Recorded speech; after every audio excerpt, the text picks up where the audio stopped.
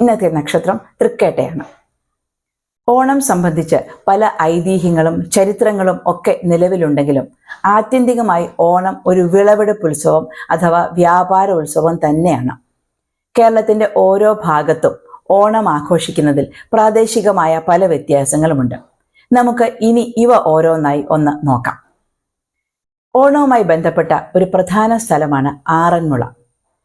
ആറന്മുളയിൽ ഓരോ കരക്കാരുടെയും ഉടമസ്ഥതയിലുള്ള വള്ളങ്ങളെ വിളിക്കുന്നത് പള്ളിയോടങ്ങൾ എന്നാണ്. പള്ളിയോടങ്ങൾ കൂടാതെ വിവിധ വള്ളംകളി മത്സരങ്ങളിൽ പങ്കെടുക്കുന്ന മറ്റു പ്രധാനപ്പെട്ട വള്ളങ്ങളാണ് കാരിച്ചാൽ ചുണ്ടൻ, ജവഹർ തായങ്കരി, കാവാലം ചുണ്ടൻ എന്നിവ. ചുണ്ടൻ വള്ളങ്ങൾ കൂടാതെ ഓണത്തോടനുബന്ധിച്ചുള്ള വള്ളംകളി മത്സരത്തിൽ മത്സരബുദ്ധിയോടെ പങ്കെടുക്കുന്ന മറ്റ് ഇനം വള്ളങ്ങളാണ് ഇരുട്ടുകുത്തി, ഓടി, വെപ്പ്, ചുരുളൻ എന്നിവ. ഈ വള്ളംകളി മത്സരങ്ങളൊക്കെ തന്നെയും കുട്ടനാടിന്റെ തനതായ ഉത്സവ തിമിർപ്പാണ്. വള്ളംകളിയുടെ ആവേശം ഓരോ കുട്ടനാട്ടുകാരന്റെയും രക്തത്തിൽ അലിഞ്ഞു ചേർന്നതാണ്. ജീവിത സാഹചര്യങ്ങളിൽ വ്യത്യാസം വന്നതുകൊണ്ട് ഓരോ വർഷവും ഈ വള്ളംകളി മത്സരത്തിൽ നേരിട്ട് പങ്കെടുക്കാനായില്ല എങ്കിലും ടിവിയിലൂടെയെങ്കിലും ഈ മൂഡിലേക്കെത്താൻ എല്ലാവരും ശ്രമിക്കാറുണ്ട്. ഓണത്തിന്റെ ചരിത്രത്തിലെ പ്രധാന ഏട് തന്നെയാണ് വള്ളംകളി മത്സരങ്ങൾ.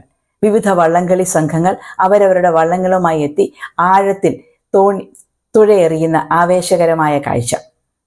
വിവിധ സ്ഥലങ്ങളിൽ വിവിധ തരത്തിലുള്ള വള്ളത്തിൽ നടത്തപ്പെടുന്ന മത്സരങ്ങൾ: നെഹ്റു ബോട്ട് റേസ്, ഉത്രട്ടാതി വള്ളംകളി, പമ്പ ബോട്ട് റേസ് തുടങ്ങി വള്ളംകളി ഏതായാലും തുഴച്ചിൽക്കാരെയും കാണികളെയും ഒരേപോലെ ത്രസിപ്പിക്കുന്ന മത്സര വീര്യം പകരാൻ സഹായിക്കുന്ന ഒന്നാണ് വള്ളംകളി പാട്ടുകൾ. തുഴയാൻ വള്ളമോ വള്ളമിറക്കാൻ വെള്ളമോ പോലും ഇല്ലാത്ത പ്രദേശങ്ങളിൽ താമസിക്കുന്നവരും ഒരു ഉത്സവ മൂഡിലെത്തുമ്പോൾ പാടുന്നവയാണ് വള്ളംകളി പാട്ടുകൾ. പ്രവാസികളുടെ മിക്ക ഒത്തുചേരലുകളിലും സ്ഥിരമായി വള്ളംകളിപ്പാട്ട് പാടുന്ന ഒരാളെങ്കിലും ഉണ്ടാവും എന്നത് അനുഭവമാണ്. കുട്ടനാടൻ പുഞ്ചയിലെ കൊച്ചു പെണ്ണെ കുയിലാളെ, കൊട്ടു വേണം കുഴൽ വേണം കുരവ വേണം. വയലാറിന്റെ ഈ വരികള് ഒന്ന് മൂളുകയെങ്കിലും ചെയ്യാത്ത മലയാളികൾ ഉണ്ടാവില്ല. എന്നാൽ ഈ ശീലിന്റെ ഉത്ഭവം എന്താണെന്ന് നമുക്കൊന്ന് നോക്കിയാലോ. അതിനു പിറകിലൊരു കഥയുണ്ട്. 18-ാം നൂറ്റാണ്ടിൽ കോട്ടയം മീനച്ചിൽ താലൂക്കിൽ രാമപുരത്ത് ജീവിച്ചിരുന്ന കവിയായിരുന്നു രാമപുരത്ത് വാര്യർ. അതീവ ദരിദ്രനായിരുന്ന അദ്ദേഹം വൈക്കം ക്ഷേത്രത്തിലെ നിത്യസന്ദർശകനായിരുന്നു. തന്റെ ദാരിദ്ര്യം ഇല്ലാതാക്കാൻ ഒരു വർഷം വൈക്കം അമ്പലത്തിൽ ഭജനമിരിക്കാം എന്ന് അദ്ദേഹം തീരുമാനിച്ചു. അമ്പലത്തിലെ ഊട്ടുപുരയിൽ സദ്യ ഉള്ള ദിവസം ഒരു നേരം ഊണ് കഴിക്കാം, അല്ലാത്ത ദിവസം പട്ടിണി എന്ന ദൃഢപ്രതിജ്ഞയോടെയാണ് വാര്യർ ഭജനമിരുന്നത്. ഭജനം തീരുന്ന ദിവസം മാർത്താണ്ഡവർമ്മ മഹാരാജാവ് ക്ഷേത്ര ദർശനത്തിനായി എത്തി.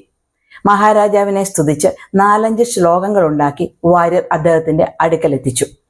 ക്ഷേത്ര ദർശനം കഴിഞ്ഞ് തിരികെ പോകാൻ തോണിയിൽ കയറിയ രാജാവ് കടവിൽ നിന്നിരുന്ന വാര്യരോടും വള്ളത്തിലേക്ക് കയറാൻ ആജ്ഞാപിച്ചു. വള്ളത്തിൽ കയറിയ വാര്യരോട് ഈ വഞ്ചി തുഴയുന്ന താളത്തിനൊത്ത് ഒരു പാട്ടുണ്ടാക്കാൻ രാജാവ് പറഞ്ഞു. രാമപുരത്ത് വാര്യർ നതോന്നത വൃത്തത്തിൽ ശ്രീകൃഷ്ണന്റെയും കുചേലന്റെയും ദൃഢമായ സ്നേഹത്തിന്റെ കഥ പറയുന്ന കുചേലവൃത്തം വഞ്ചിപ്പാട്ട് രചിച്ചു. പിന്നീട് ഈ വഞ്ചിപ്പാട്ടിന്റെ ചുവട് പിടിച്ച് അനേകം വഞ്ചിപ്പാട്ടുകൾ മലയാളത്തിലുണ്ടായി. ലോകത്തിന്റെ ഏതൊക്കെ ഭാഗത്ത് മലയാളികളുണ്ടോ അവിടെയൊക്കെയും ഓണം മിതമായ തോതിലെങ്കിലും ആഘോഷിക്കപ്പെടാറുണ്ട്. ഈ ആഘോഷത്തിൽ ഒരു 2 വരി വള്ളപ്പാട്ട് ഏതെങ്കിലും മൂളാത്ത മലയാളിയും ഉണ്ടാവില്ല. ഓണവുമായി ബന്ധപ്പെട്ട ആഘോഷങ്ങൾ ഓരോ നാടും അവിടുത്തെ പ്രാദേശിക സംസ്കാരത്തിനും ചരിത്രത്തിനും അനുസരിച്ച് രൂപപ്പെടുത്തിയതാണ് എന്ന് നമ്മൾ ആദ്യം തന്നെ പറഞ്ഞല്ലോ. അതിൽപ്പെട്ട ഒന്നാണ് ആറന്മുള വള്ളം കളിയും വള്ളസദ്യയും.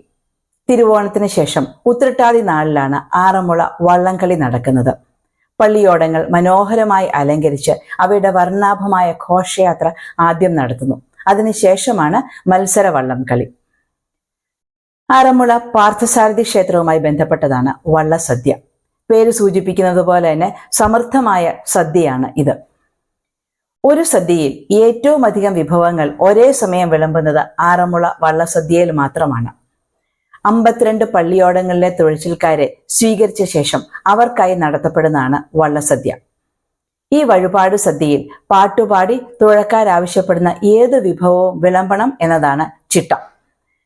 65ഓളം വിഭവങ്ങൾ ഒരുക്കുന്ന വള്ളസദ്യയിൽ സദ്യ കഴിഞ്ഞ് സംതൃപ്തരായി തുഴച്ചിൽക്കാർ മടങ്ങിയാൽ ഭഗവാനും തൃപ്തനായി എന്നാണ് വിശ്വാസം. കർക്കിടകം 15 മുതൽ കന്നി 15 വരെയാണ് ആറന്മുള വള്ളസദ്യ നടത്തുന്നത്. ഇത്തവണത്തെ വള്ളസദ്യ ഓഗസ്റ്റ് 5-ന് ആരംഭിച്ചു. ഈ വള്ളസദ്യ ഒക്ടോബർ 2 വരെ നീണ്ടു നിൽക്കും. ഇന്നത്തെ വള്ളം കളി, വള്ളം സദ്യ വിശേഷങ്ങൾ എല്ലാവർക്കും ഇഷ്ടമായി എന്ന് വിശ്വസിക്കുന്നു. നമുക്ക് ഇന്നത്തെ ഓണ നുറുങ്ങുകൾ ഇവിടെ നിർത്താം.